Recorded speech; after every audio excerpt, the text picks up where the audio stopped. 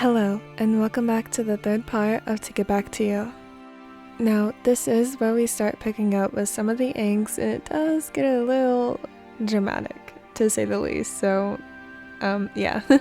I'm going to go by starting, sorry about the very small updates. It's actually my mother's birthday, tomorrow? Yes, tomorrow.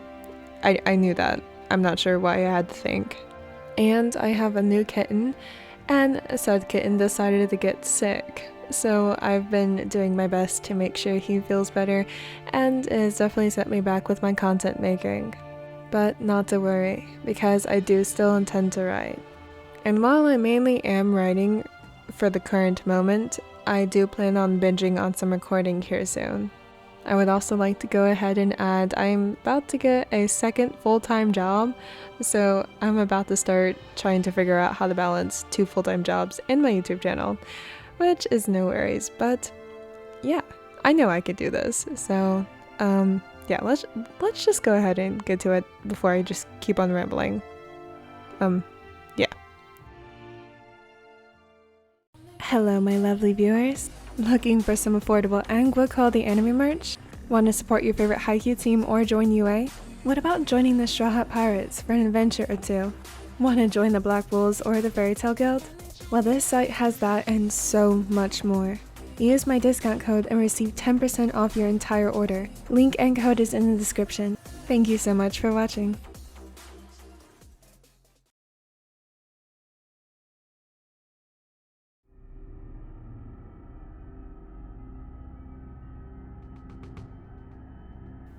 The rumbling of the vehicle jostled him from his unconscious state. A wave of nausea hit Sugawara like a freight train from the drug still in his system. His head bumped against the floorboard of the van each time they hit a pothole. The teacher was about to groan at the discomfort when he felt a foot dig into his side. Looking over, he picked out that the foot belonged to Kuro, who was shaking his head, silently telling him not to speak. There was a distant haze in the raven's eyes. The trickle of blood was undoubtedly all signs of a concussion. They needed to get help soon, but for now, help was far from reach.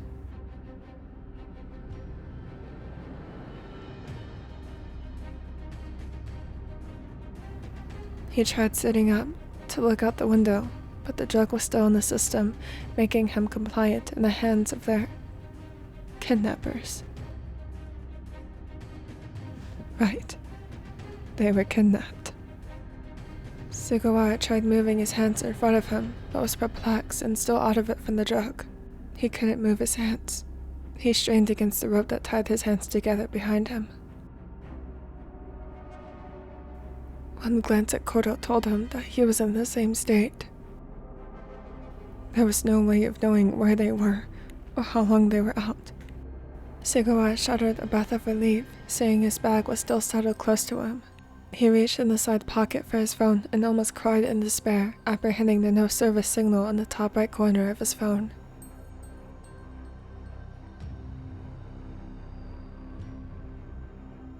He looked back to Kuro in defeat, completely subdued in the hands of their kidnappers.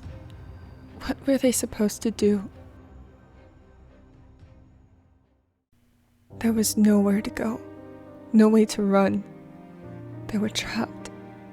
The teacher sunk farther in the corner of the van, towards the raven, whether it was the ground himself or Kuro, maybe both. They were all they had until this was over. Their little small bickering seemed comical before, but now the tinge of fear tainted those memories. It wasn't fair. Sugawara still desperately held his bag close, containing the rings he planned on giving his partners. He finally got the courage. Why was it being taken from him? Was it because he was too slow? Or was he just a fool for thinking he could live a peaceful and happy life with them?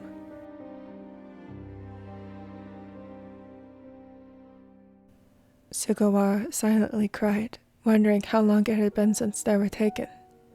Did they know they were missing? Has it been long enough to raise concern? Toru would undoubtedly immerse himself in his work, and Hajime would be just as restless. And Daichi.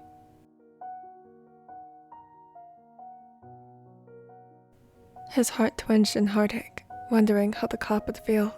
The teacher had sat through too many conversations with the cop about kidnapping cases as a way for him to vent, and has first-hand seen what they do to the brunette. He would be a wreck. What about Koro? How was he feeling and coping when Sugawara could barely contain himself? He'd been the one to ask the Raven to join him while picking out gifts for Daichi. Koro wouldn't even be in this mess if it wasn't for him. Worst of all, he wouldn't even know how Koro truly felt. Not with their kidnapper still present. The only sound was the silent hum of the van and the persistent tapping of their kidnapper, tapping their finger against the steering wheel, acting as some sort of resemblance of a clock. The sun peeking low to the horizon only told Sugawara it was late in the evening or early the next morning. He could never understand which way was west and what was east without a compass. Only the following hours would be a reminder of the day. The teacher gasped, feeling Koro's knee bumped into his, but relished at the feeling. It was the only thing keeping him from completely breaking down in the back of the van. Koro's presence was his anchor. And worst of all, his reminder that this wasn't a dream. They were in danger.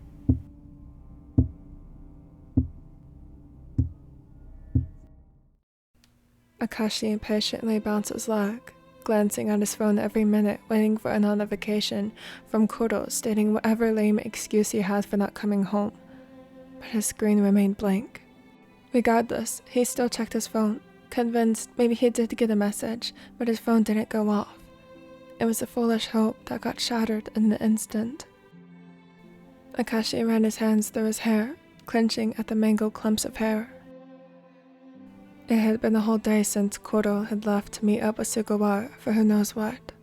It was now nearing 8 a.m. the next day, and there hasn't been so much as a trace of them. The former setter dropped his phone and began biting his nails when Kemma walked into the kitchen, prying his fingers from his teeth.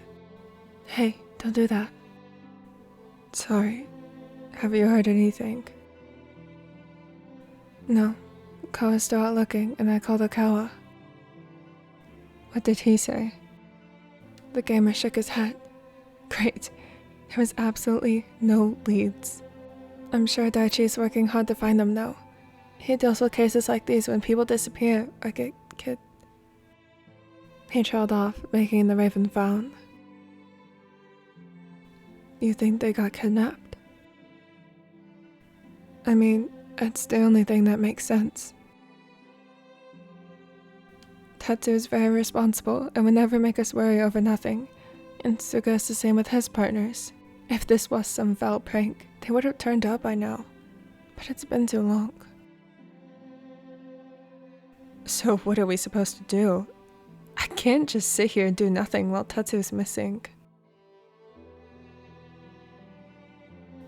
Kenma nodded and bit his lip, unsure of the right words to say. None of them had gotten a wink of sleep, too busy searching the city for any traces of Koro and worrying.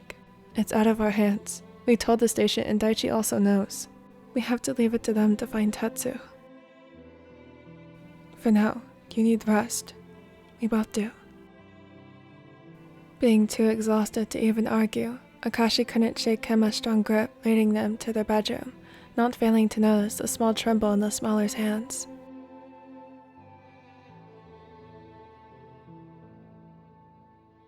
How could he have been so selfish? He wasn't the only one suffering and worrying about the Raven. Kenma was also terrified and scared. Once they got to bed, Akashi held the blonde close. Please don't try to act strong on my account. You're right.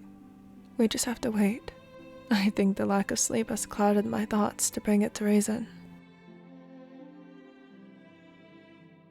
Kenma chuckled, the first laughter since Koro was last seen. It felt wrong. Yeah, we will see him again, alright? We just need to stay strong. Stay strong. Yeah, that was easier said than done.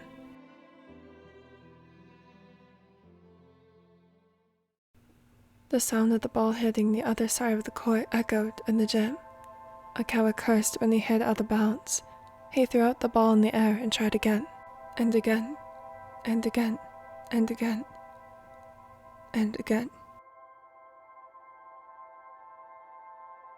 Each time it was either too sloppy, out of bounds, or hit the net. Akawa screamed, letting out a frustrated groan, hitting the ball with more anger. It was enough power to send it flying and hit the other side of the gym's walls. Damn it! Ruthlessly, the starter dug his nails into his knee pads till he could feel the fabric underneath tear from the brute force of his grip. He slid down the gym's wall, still panting from all the serves he did. Now the only noise that could be heard in the gym was Akawa's strangled sobs. The balls laid scattered on the gym's floors, a mess he had to clean up eventually, but none of that mattered. All he craved was Koshi to be next to him. How in the hell was he supposed to go back to Argentina in 2 days when Koshi was still missing? He couldn't. He couldn't do it. He needed Koshi to be okay, and desired for him to be back into his arms. A world without his lover was like stripping the bright warm sun from the world, leaving everything left to freeze in eternal darkness. This was a form of punishment he couldn't bear. Akawa could do nothing but practice more and leave Daichi to find their partner. It was something he wanted to help him, but he wasn't a fool to deny the fact that he was in no mental state to help in the search. He just had to wait. It's something he'd always been good at. This was no different. All he had to do was keep practicing to keep his mind busy, so it shouldn't pose a problem. Yet the tears that dampened his cheeks and the quiver in his hands told him that waiting would not be as easy as before. This is a battle against his mind. Something he'd forever be bested by and come to grief.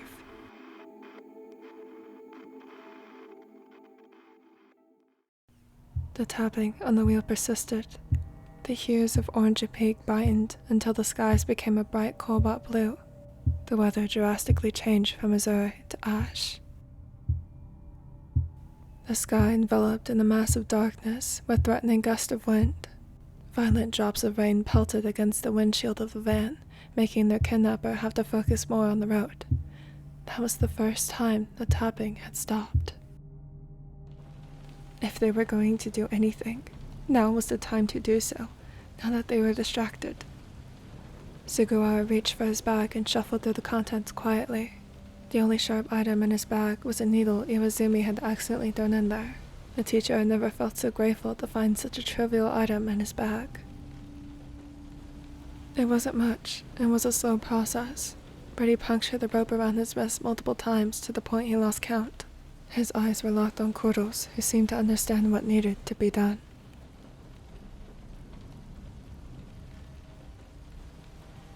Finally, the rope had snapped apart. Quietly pulling the bag on his shoulders, Sugawara untied Kuro, setting him free. Everything was quiet except for the silent hum of air conditioning in the old van and torrent of rain. It was now or never.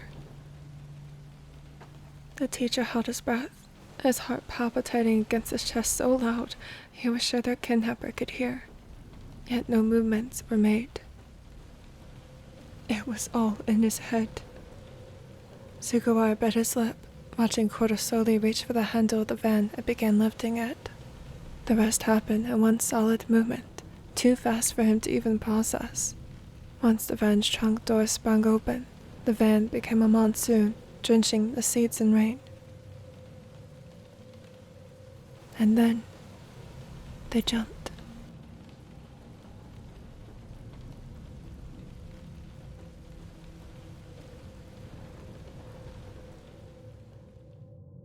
Alright, that officially concludes the third part of To Get Back to You.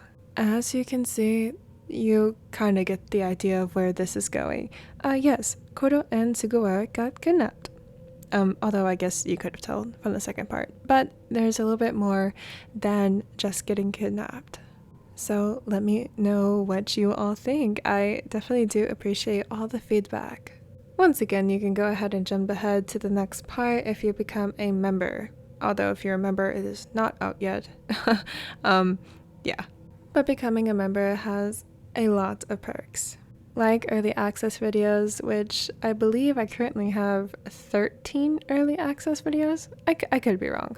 But it is generally around that number. And also you have access to a Discord server meant for YouTube members. So thank you all to all of my lovely deckers. You guys are amazing. And special thanks to my brand new members. Oh goodness, I just looked. We actually have quite a few.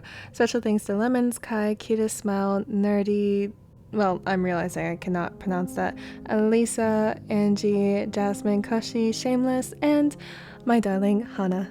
Thank you so much for becoming a member, and I hope you enjoy all the early access videos. I'll see y'all next week.